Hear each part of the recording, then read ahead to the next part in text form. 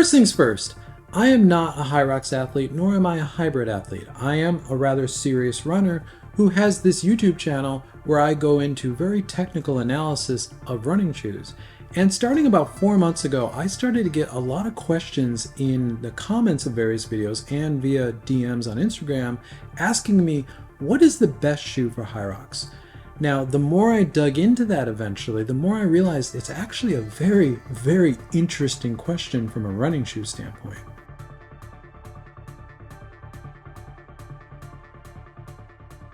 Prior to 4 months ago, I had never heard of HYROX, and when I initially looked into it, I just thought it was another type of CrossFit. CrossFit was something I was very, very familiar with, being someone who lived in New York City, specifically Brooklyn, for a long time, living about 2 blocks away from a CrossFit gym like this. This was CrossFit South Brooklyn, one that I must have run by a million times. But this is that classic New York City style CrossFit gym with the big garage door. You see the stations inside, they got the big tires outside, and they run around the block between sets. So when I looked at HYROX initially, I thought it was just another type of CrossFit. And the shoe that I was initially recommending was either something like a Nike Pegasus or a training shoe like a Nike Metcon. And one of those was okay, one of those was very, very wrong. HYROX was actually founded in 2017 as a mass participation functional fitness racing event.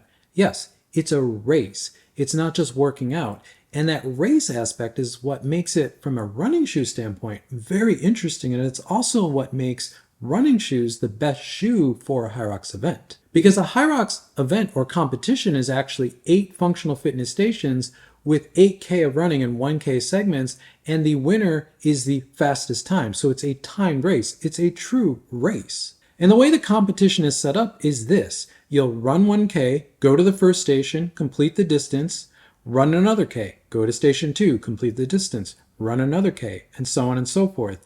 And as you can see across the 8 stations, there's a broad range of functional fitness needs here, which really combine that all-around fitness with the run, which really makes this a functional fitness race. And it's that combination of running and functional fitness that make this, from a shoe standpoint, so interesting for me to really dive into. And the more I looked across this, I really saw that the needs of a HYROX athlete are actually quite similar to what we need as runners. All of us need grip, all of us need stability, and all of us need propulsiveness, or what HYROX athletes would call runnability. But the mix of those things are very, very different. As runners in road racing, racing like a marathon in a true marathon racing super shoe like a Nike Alpha Fly 3, we're going to maximize propulsion. We're going to be okay with some basic stability, and we'll take whatever grip we can get there. But we really want to maximize that propulsiveness of the shoe, that forward momentum. That's the point of a shoe like that. In daily training, in something like a Nike Pegasus 41, as runners, we're going to want a mix of stability, probably a little bit more stability, a good amount of grip, and we're going to be okay with some basic propulsion. Because again, that's daily training. That's going to be a range of different types of running. So stability is going to be key there. But in HYROX, you're really looking for an even mix of all 3 of these things between grip, propulsion, and stability. And depending on what type of HYROX athlete you are, you're going to maybe fine-tune those a little bit differently. Grip in a HYROX event is very specific because HYROX events are indoors, which means they're in expo centers or convention halls, so they're generally on polished concrete or things like gym mats or an AstroTurf-like surface. So they're very specific requirements for grip. And as you can see in the functional fitness stations, things like a sled push or a sled pull, you're going to definitely want to maximize grip there. And in things like sandbag lunges, if you're not having a lot of grip there and you're moving around quite a bit, that's just not going to be a fun 100 meters. So really having good grip in your shoe is going to be quite important here. But for stability, you can see that there's actually a range of stability needs in the stations as well. For things like the ski and the row and the wall ball, you're going to want a good anchoring to the floor. You're going to be wanting to have a good stable platform to push, pull, or throw against. For something like the farmer's carry, and I've done a lot of farmer's carries over the years, you're definitely going to want a lot of stability from your feet. Otherwise, that's not going to be a fun 200 meters.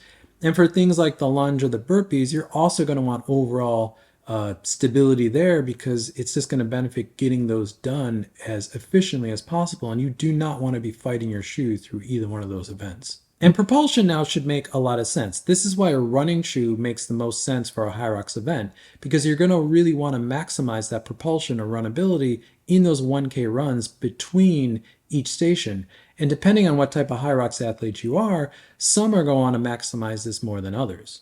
And currently at the end of 2024, when this video is being recorded, what is considered the best all-around shoe for HYROX right now is the Puma Deviate Nitro 3. Now, this is a shoe that I reviewed as a runner, and I did not have a very favorable review. If you're interested in that, I'll put a link in the description. Go check that out. But this type of shoe in running terms is called a super trainer. And that unique combination of two things, a trainer, stability, grip, and the super aspect is from super shoes, our race shoes, which are the super foams and all the cutting edge technology, trickle down into a super trainer, a performance trainer, make this shoe probably the optimal category of shoe for HYROX. But specific to the Puma Deviate Nitro 3, I think Puma's technology also makes this the best option for HYROX. And it's those three things. If we start from grip, Puma grip is considered probably one of the grippiest materials you can get on a running shoe. And while I think the outsole on the Deviate Nitro 3 is not the best Puma grip outsole that we've ever seen, it does really well, and specific to the needs of a HYROX event, this is going to be a great option. In the midsole of this shoe, Puma's foams are known as being somewhat dense, very stable, but also a lot of propulsion in them because of the technology in the foams. So this is going to give you that stable platform, but it's also very propulsive, so you're going to get the runnability in this shoe. There's also a carbon-infused plate in this shoe, which is giving another type of stability and another type of propulsion. And overall, the fit of this shoe is very performance-oriented. It hugs the foot, it's very tight on the foot, but not too tight, and it's going to really work well with the foot. So for all the functional movement and the run, this is just a really, really great option. If we start with this all-rounder category or the super trainer category, and we put the Puma Deviate Nitro 3 at the top as the best bet currently available right now, a couple other options would be the Puma Deviate Nitro 2, which is actually considered probably the best all-around HYROX shoe ever, but it is an older shoe now, so it is a bit harder to find, which is why the Deviate Nitro 3 is probably the better option. But there is a difference between the Deviate Nitro 2 and 3. The Deviate Nitro 2 is considered to have better grip because of the outsole design, and I would agree. It does have a very different outsole, which I think makes it better suited for the needs of HYROX. And it has very good stability, but it's not as optimized for the run as the Deviate Nitro 3 is. And that makes sense because one of the changes that Puma made to the Deviate Nitro for runners is they made the Nitro 3 much more aggressive on the run. It's much more geared towards forward propulsion and much more foam in that shoe. So it takes a little of the stability out, but it makes it more runnable. So again, both the Deviate Nitro 3 and 2 are great options, but the Deviate Nitro 2 being a slightly grippier, more stable option, but now an older shoe, it's probably a lot harder to find. And lastly in this category, I think one of the top shoes to recommend would be the Brooks Hyperion 2. Now this is the update to probably one of the other shoes considered one of the best HYROX all-rounders, which was the older Brooks Hyperion Tempo from 2020, a very old shoe now that you're just not going to find. But the Brooks Hyperion 2 is the update, the current update to that, and it has decent grip, a very good stable midsole, and Brooks's foams tend to be dense, so it's actually a good option for stability, and a good fit, and overall good runnability. Now, the Hyperion 2 does not have a plate in it. The Deviate Nitro 2 and 3 both have plates in them, so it's a good non-plated super trainer option for all-around use. Something else that I find very interesting is some of the super trainers that as runners we consider the best super trainers. In the HYROX community, they're considered not that great. There are people that try to make these work, but generally speaking, they all have some sort of problem. For example, the Saucony Endorphin Speed 4 is considered a little too soft, a little too mushy, not stable enough, not enough grip. The Adidas Boston 12 is considered not enough grip, but also way too stiff. It's just not a fun shoe to do a lot of the functional station work in. The Asics Magic Speed 4 is considered similar, too stiff, not enough grip. But what's interesting here is the Asics Super Blast 1 or 2 are shoes that are oddly popular in the super trainer category, specifically because of the stability. In the events like the ski or the wall ball and maybe the row, it is a good option because it really anchors you down to the ground, really stable platform. The problem is it doesn't work really anywhere else. It's not grippy enough. The runnability is there, but it's maybe a little bit too bulky for the event. But it is a shoe, interestingly, some HYROX athletes are trying to make work. Another valid way of picking the right shoe for your HYROX event would be to go with a training shoe, or in running terms, what we call a daily trainer. And the one that comes up at the top of this over and over again is the Brooks Launch 10. Now, the Brooks Launch series is considered their budget daily trainer. It's kind of one tier below the Brooks Ghost, which is their standard daily trainer. But the reason the Launch 10 is preferred over the Ghost is that it's got a more stable drop to it. It's considered much more stable. It's got a more roomy toe box, but it's also got much better grip. So overall, this is going to give you a great, stable, grippy, runnable trainer that you can really do everything in. Now, another shoe that really falls in here all the time, and this is where I wasn't that far off from my initial recommendation, is the Nike Pegasus 41. Similar mix, really good grip, really stable, anchored feeling to the ground, good fit, and decent runnability. It's not going to be your fastest run shoe, but it's going to have excellent grip and a very anchored feel to the ground.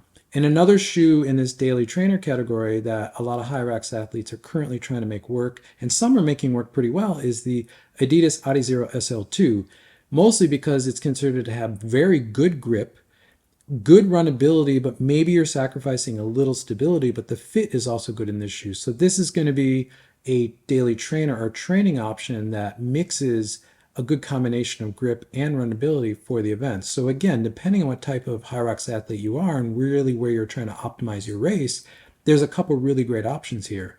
Now, what's also very interesting is some of the common daily trainers that we're talking a lot about in running, like the Puma Velocity Nitro 3, don't really come up at all in HYROX. Specific to the Puma Velocity Nitro 3, the stability is an issue there. It's considered a little bit too narrow, a little bit too high, just doesn't have the right stability, though it has really good grip and it has okay runnability, though the Deviate Nitro 3 is a much better shoe for the run side of things. And a shoe like the Asics Nova Blast 4 is just considered too soft, too squishy, not stable enough. It's fun on the run, but it's not really fast, and it just doesn't have grip. So those types of shoes, even though there are athletes that try to make them work, just generally don't work really well for HYROX events. The other key thing to note about these two categories is that they actually work together. Now, HYROX is a race event, which means you're going to be doing a lot of training for that event, which means you're going to want to rotate at least two shoes. You're not going to want to be doing all of the work in a plated shoe. You're going to want to be doing quite a bit of that training in a non-plated shoe, like a daily trainer. So having a daily trainer training option and a plated super trainer or all-rounder option for your key workouts and races is going to be a way to optimize both your training and racing. Now, the all-rounder is the all-rounder because it is the one shoe you can do everything in. But again, if you really want to optimize your HYROX training, you're going to want to rotate at least between these two types of shoes. But there are some other categories here. So if we look at the race elite, or what as runners we would consider super shoes, these are shoes that really top tier, the fastest of the fast HYROX athletes are all trying to make work currently. They're all sort of experimenting with these shoes, it seems. The first one in this category would be the Brooks Hyperion Elite 4. Now, this is Brooks's top tier super shoe for 2024. But in the running space, it wasn't very well reviewed because it's considered just too stiff, too dead, and just not up to par with the other super shoes available for road runners.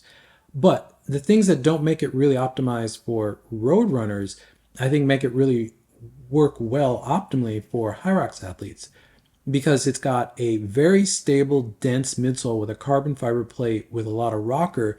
So it's giving you the stability that you need for the functional fitness, but it's really optimizing the runnability, and it's got enough grip for a really top tier HYROX athlete to really make work around the course. So you see a lot of the top pros currently trying to make this shoe work, and some of them are doing quite well. Another shoe that I would put in the super shoe category is an older model. It's the Saucony Endorphin Pro 3.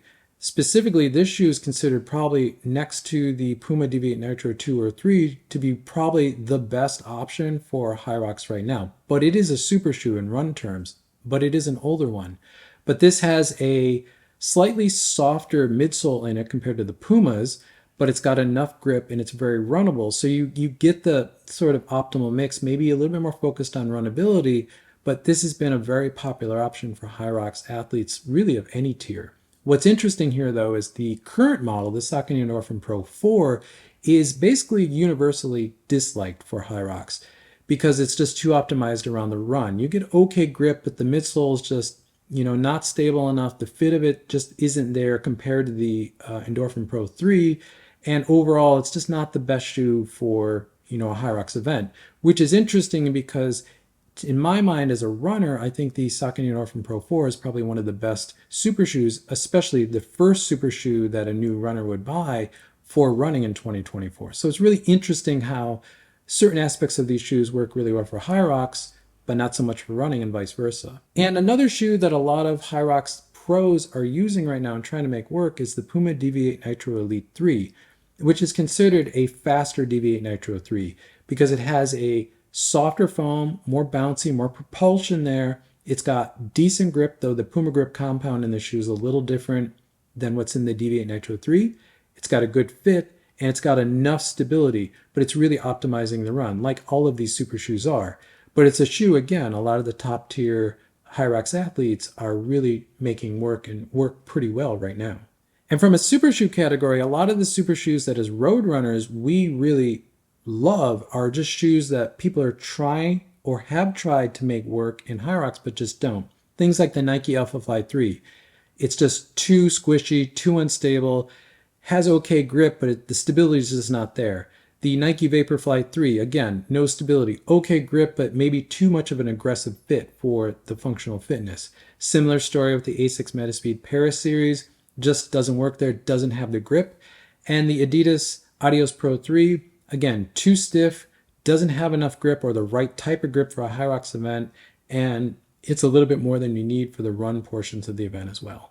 And there is one more category which isn't really for everyone, but I do want to mention it here, and that's what I would call the natural shoe or the zero drop barefoot type shoe.